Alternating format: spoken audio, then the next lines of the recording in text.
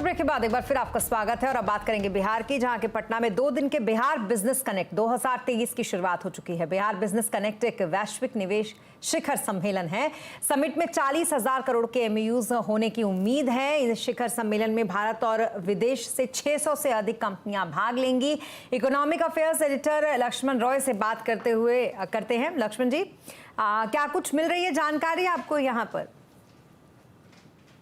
देखिए, जब ये बिहार इन्वेस्टमेंट समिट कवर करने की बात हुई तो मेरे मन में एक कौतूहल जरूर था कि निवेशकों के मन में किस तरह की धारणा है और कितना उत्साहित है यहाँ पे निवेश करने को लेकर के। आज दिन भर मैं यहाँ पे रहा, अलग अलग सेशन रहे, अलग अलग इंडस्ट्री के लोग यहाँ पर आए, लेकिन उन्होंने जो अपना अनुभव शेयर किया उससे मुझे लगा कि वाकई जो परसेप्शन है वो उससे कहीं उलट हकीकत है और वाकई निवेश के लिए एक बेहतर माहौल यहाँ पे बना है। ऐसे ऐसे इंडस्ट्री के लोग आए जिन्होंने कहा कि महज 54 दिन के भीतर भीतर उनको जमीन मिल गई, 24 घंटे के अंदर अंदर बिजली का कनेक्शन मिल गया और सरकार से काफ़ी ज़्यादा सपोर्ट मिल रहा है। जब इस तरह की बातें हुई तो जाहिर तौर पे मुझे लगा कि वाकई निवेश का एक बेहतर माहौल है जिसको सरकार यहाँ पे भुनाने की कोशिश कर रही है। और इस 2 दिनों के समिट के बाद सरकार को उम्मीद है कि करीब 40,000 करोड़ रुपए के एमओयू यहाँ पे साइन होंगे और सरकार 4-5 सेक्टर जिस पर खास फोकस कर रही है।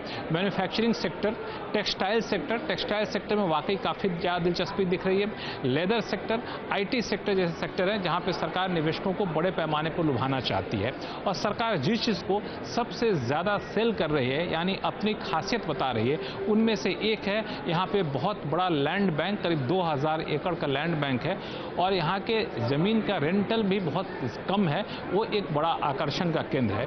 यहाँ पे मैन पावर काफ़ी ज़्यादा सस्ता है, करीब 53% आबादी की उम्र 30 साल से कम है, वो सरकार यहाँ पे बेचना चाहती है ताकि आप देखें कि यहाँ पे सस्ते में मैन पावर आपको मिलने की गुंजाइश कितनी ज़्यादा है।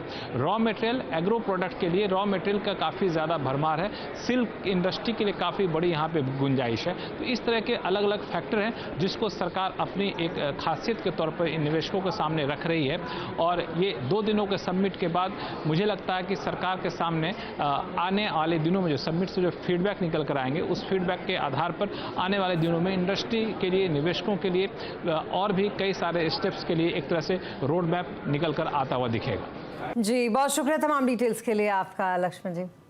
और बच्चों के स्मार्टफोन हैबिट के बारे में तो हम खूब बात करते हैं, लेकिन एक सर्वे में ये पता चला है कि 90% पेरेंट्स स्मार्टफोन के चलते बच्चों को कम टाइम दे रहे हैं और इसका असर सीधा सीधा बच्चों और उनके साथ उनके रिश्तों पर पड़ रहा है। इसी पर करेंगे आज चर्चा कंज्यूमर अड्डा में शाम 5:57 पर।